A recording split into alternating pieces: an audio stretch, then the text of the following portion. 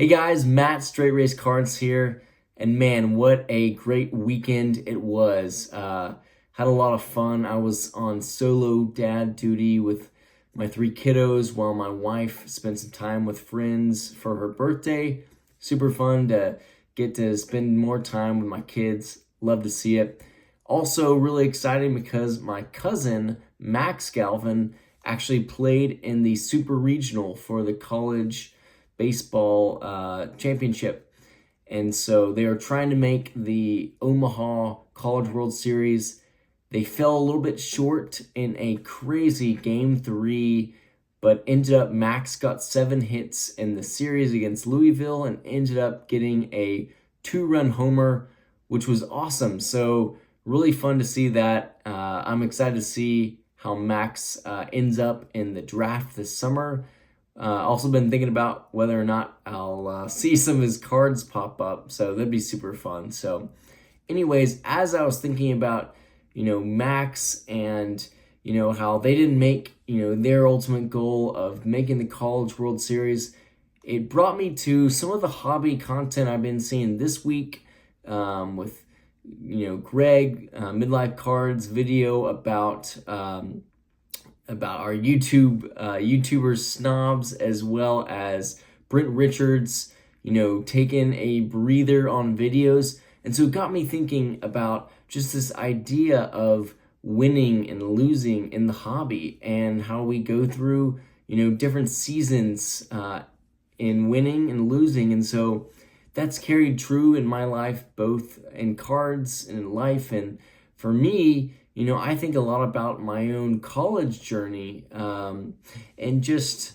how the fact, I, especially in athletics, kind of like Max, I had a lot of goals and there's a lot that I didn't get. But at the end of the day, I think about the fact, I was injured 3 times. I had 3 stress reactions or fractures in my hips and in my feet.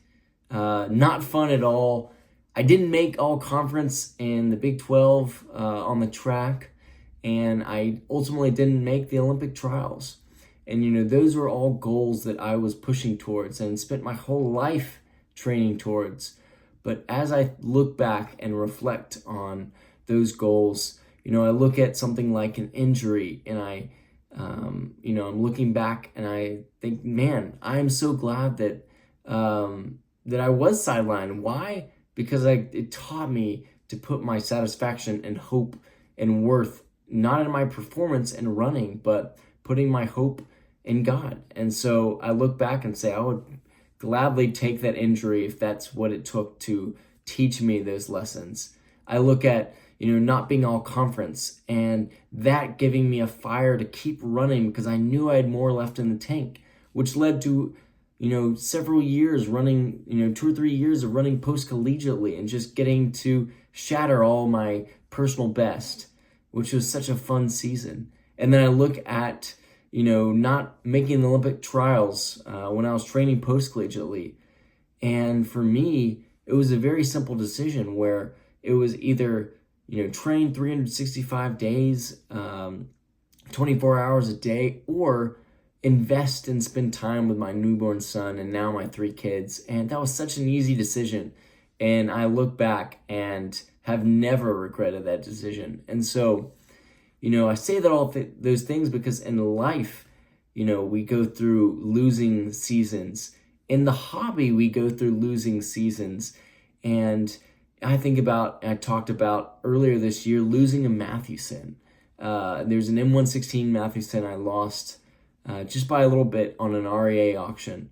But it ultimately led me to going into a huge post-war craze and getting some amazing post-war cards, and then getting the National Licorice set that I've been wanting to get as well. And so what turned out to be a discouragement ended up being a joy. And so I don't know where you guys are, but man, I just encourage you, if you're going through tougher seasons or maybe you're feeling burned out in the hobby, stay at it and just slowly, chip away at whatever you're working at. And I can tell you, as a runner, the marathon, not a sprint analogy is always good. And then lastly, I'll just share, man, I am so grateful for everyone who's just been a part of my YouTube journey so far. I was thinking about the fact, I was telling my wife that if you would have told me at the beginning of this year when I started the channel that there would be 200 plus people subscribed to my channel, I would have been blown away. I'd think about that in the perspective of if 200 people were to be in a room and listen to me talk about cards, that's something I never would have thought. So I say that because I want to walk, to kind of go back to what Greg's question on YouTube snobs was all about. Man, my hope is that I walk with the, humility in this channel and gratitude. So I couldn't do that without your support. So thank you guys. And I'm not gonna claim to be an expert, but I'd love just to share along kind of my heart along the journey and hopefully encourage you guys along the way. So thanks guys. Can't wait to show you a pickup I got this week. And again, just grateful for you guys and hope you all continue to run the straight race. Short and sweet here, but got one pickup and would love to get your thoughts on this. Ended up getting a 1962 Topps NL ERA leaders Warren Spahn. And also, there's a few others on there, but the Spahn was why I bought this card. And honestly, it just captivated me. I just, the multi-head cards have really grown on me. I think really high on my list is that 1963 NL home run leaders with Aaron, I think it's like Aaron Robinson, maybe Cepeda, I forget, but some really cool ones on that.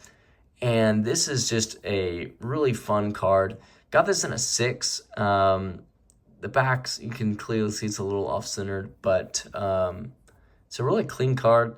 And what I was learning about was Spahn actually had just a great run of consistency because he won the NL honors of ERA in 47, 53, and then in 62. So you talk about a guy that's been consistent for many years. That is really cool. That's something worth looking up to and emulating. So the other interesting thing is I was reading about the ERAs. The question is, why is 1961, why was that such a high year in ERA for Warren Spahn? Or just in general, because everything else, gosh, in the next, 10 years earlier than that is all in the low 2s. There's a few high 2s. And then 10 years later, you've got, Koufax and Seaver and Gibson and all these guys in the 1s. So why was this year an outlier year? I'm not sure. Maybe that's why I got this card so cheap. Got this a 6 for right about $20. So again, slabbed for, a 6, $20. I'll take that all day long. So anyways, guys, excited about this one. Secretly starting a Spahn run here. Maybe not secretly if I'm posting on YouTube, but follow along with me on this journey. And again, guys, grateful for every one of you and keep running the straight race.